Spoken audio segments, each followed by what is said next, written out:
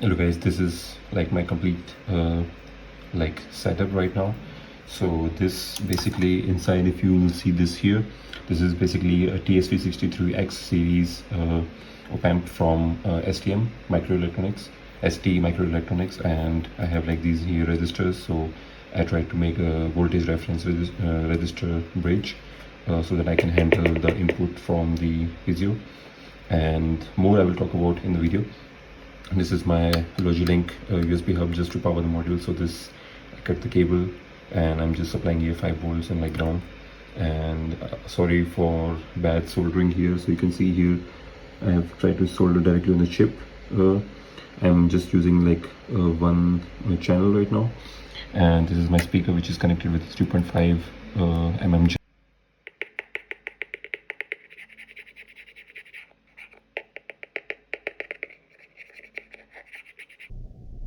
So the complete idea is very simple actually. So the piezo disc actually creates a very tiny electrical signal, which is our input.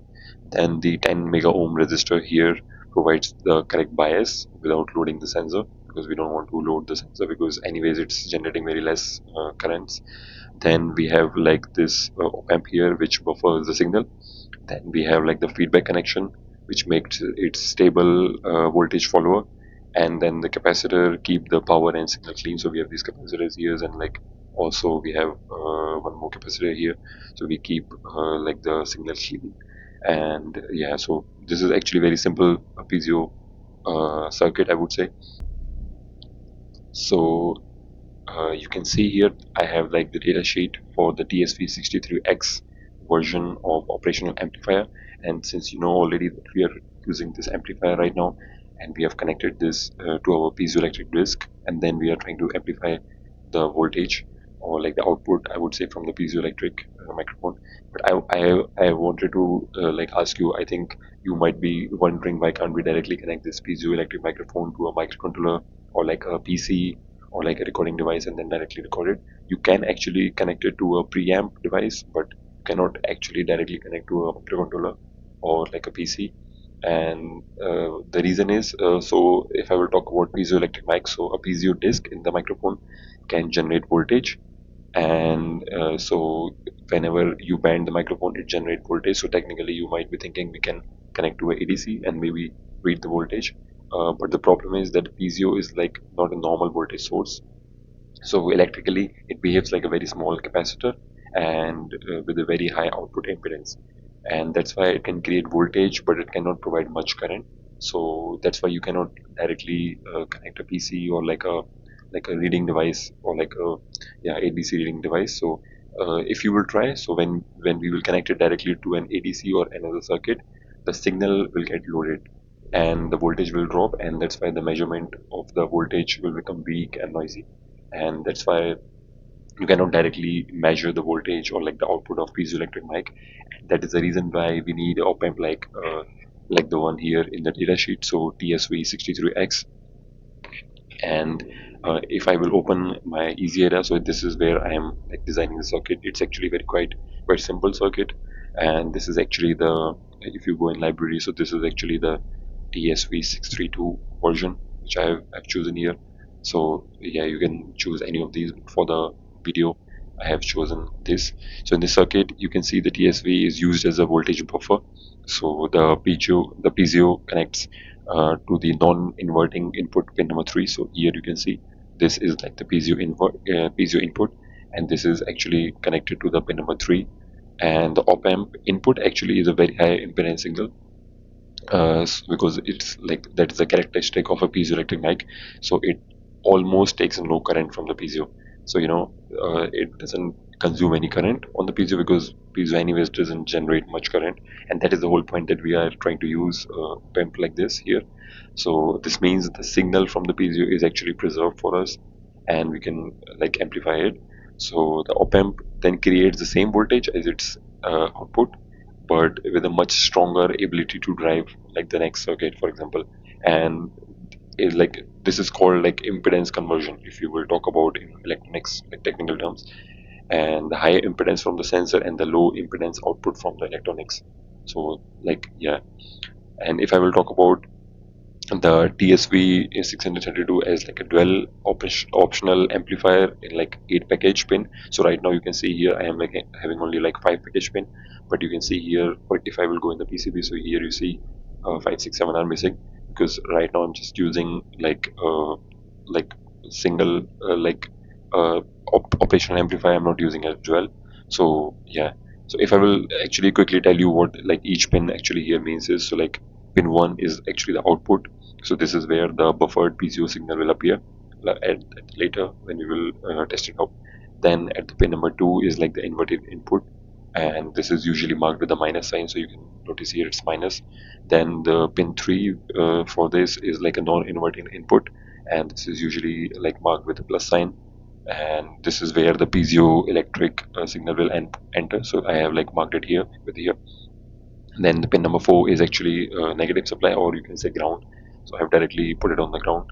Pin 8 is here is like for the VCC. So our this module is actually for 5 volts. If I can check here. So if you no, sorry, yeah. So here you can see input voltage. So it's like no. So supply voltage it says 6 volts.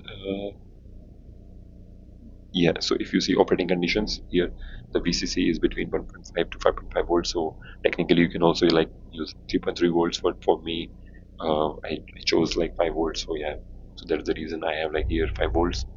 And so yeah, those are all the pins. I don't have like pin number 5, 6, 7 here, but then the pin number 5, 6, 7 will also act like simply like this. So pin number 5 will become like a non-inverting input. Pin number 6 will become an inverting input, and pin 7 will become output. So similar to like here. And yeah, so if right now we are not using it, so I will leave the pin floating here. So you see here I left this pin floating, or what I can also do is like I can connect pin number 6 to 7, and then I can ground the pin number 5.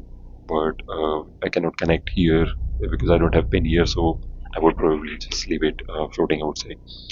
So now, if I will talk about like the VREF, so here you can see on our pin number 3, so we have like a 10 mega ohm resistor, and then we have VREF, and here you can see I have like made like a voltage ref, a voltage divider. So I have like 200 kilo ohm resistors here. So one is going to 5 volts, another one is going to ground, and at here in between. So this creates around approximately like 2.5 volts here on this pin as a V reference. So what actually happens is like the piezo signal is centered around this 2.5 voltage level. So the thing is the sound signal moves above and below to this point, but it's always like stays inside the safe 0 to 5.